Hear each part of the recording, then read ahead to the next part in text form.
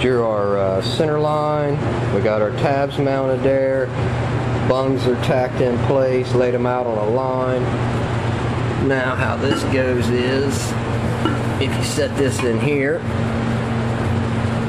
you can see when we look down through the frame, those tabs will weld up to the down tube, and then that will dictate how the oil tank sits. If you notice, the oil tank's not sitting center of the backbone. That's to give for the chain over here, so the chain doesn't get into the oil tank. So that's why we have an offset. Okay, what you got here, you got regular brake line bent to length.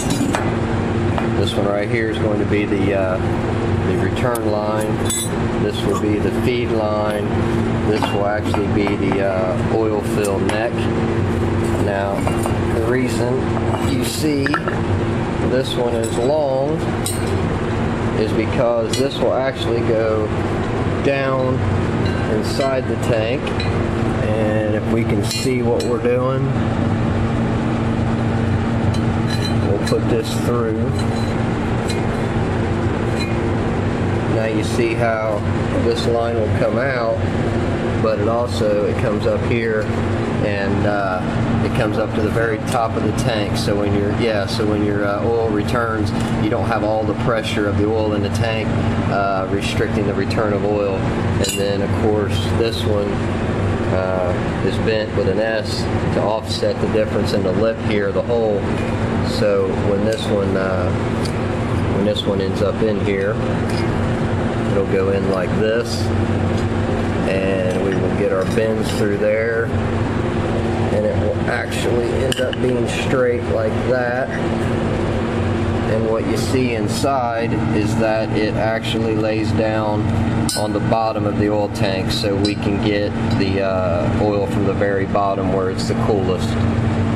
And then in our oil fill neck here, we drilled a 3/4 hole because we're using a 3/4 pipe with a fitting, and it will actually go in.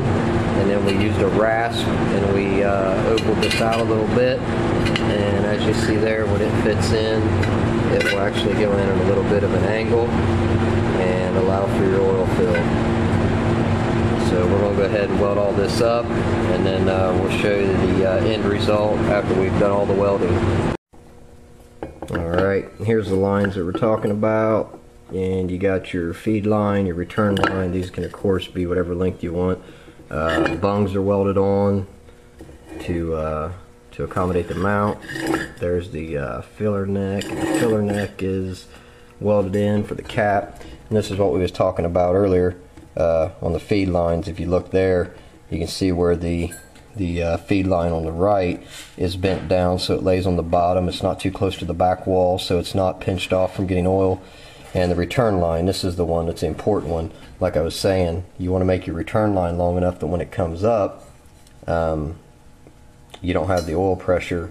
You know, if it was down in here and your oil level was, above that, your oil would try to push back down on your return.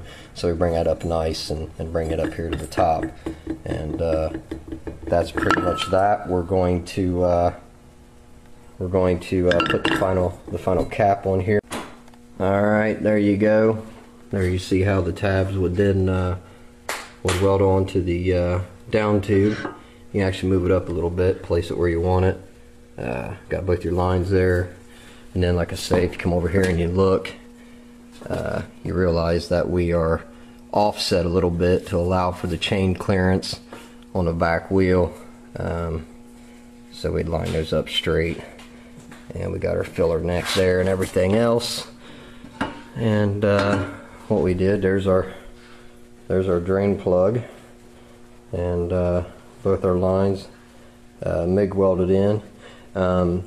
If you would MIG weld your lines in like this, like I do, and you would find that you have a small hair leak or something like that, what we used to do back at the factory I used to work at was take a little bit of JB Weld and go around that weld and patch your holes if you have some. But all in all, that is making an oil tank for a Triumph chopper.